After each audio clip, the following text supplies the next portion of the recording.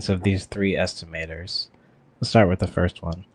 So we have the variance of 1/2 times y1 plus y2. So we know that we can take out a constant, and we can put it out front, and we square it.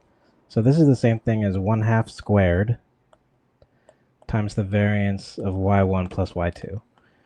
And we also know that the y's come from a random sample. So that means they're independent and identically distributed. So what that means is the variance of the sum is equal to the sum of the variances. So we can rewrite this. So 1/2 squared is 1/4. And then times the variance of y1 plus the variance of y2. And we know what each of these are. We know that these are both sigma squared because we're given that the population variance is equal to sigma squared. So we have 1/4 times sigma squared plus sigma squared. That's 2 sigma squared. So that just simplifies to 1/2 sigma squared. And that's the variance of the first estimator. What about the second estimator? So this looks pretty scary, but it's not that bad. We just have some constants we can take out, and we know what the variance of each y is. So let's start here. We could take out the 1/4, and we get 1/4 squared. The variance of y1 is sigma squared. We could do the same thing over here. 1/4 comes out, squared. Variance of yn is also sigma squared. And then for this middle term, we have y2 to yn minus 1. That's n minus 2 y's. Because if we had y1 to yn, that would be n y's. We have 1 less because we have yn minus 1. And then we have 1 less in the beginning because we don't have y1. So that's n minus 2 total terms we're adding together. So that's just n minus 2 times sigma squared.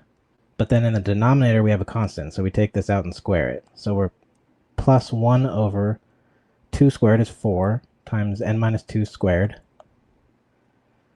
times, and then we have n minus 2 times sigma squared.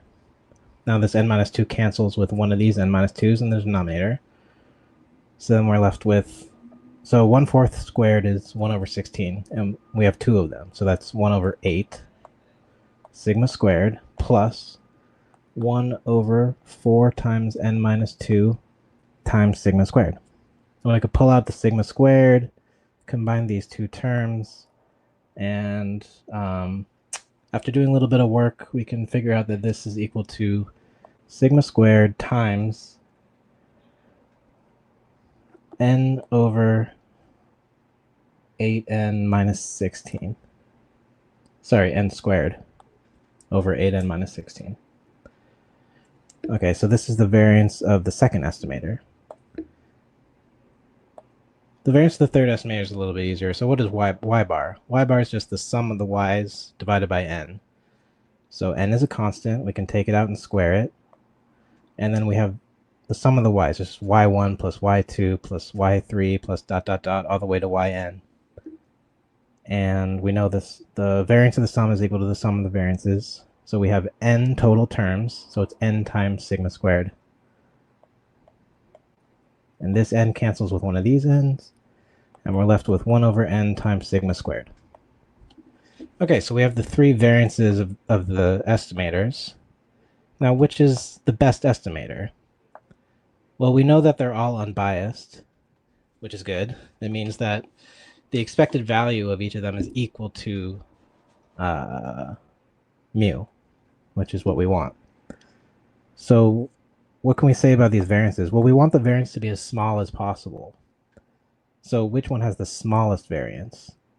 Well, is 1/2 sigma squared bigger than 1 over n sigma squared?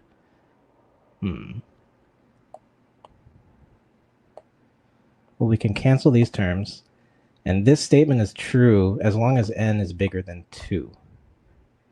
As long as n is bigger than 2, we can say that 1/2 sigma squared is bigger than 1 over n sigma squared. So which one wins? This one wins because we want the variance to be as small as possible.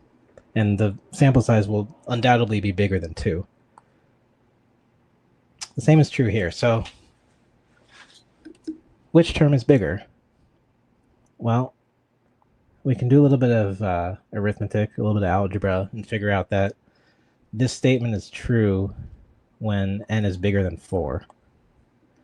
When n is equal to 4, these have the same variance, but as long as n is bigger than 4, the third estimator has the smallest variance.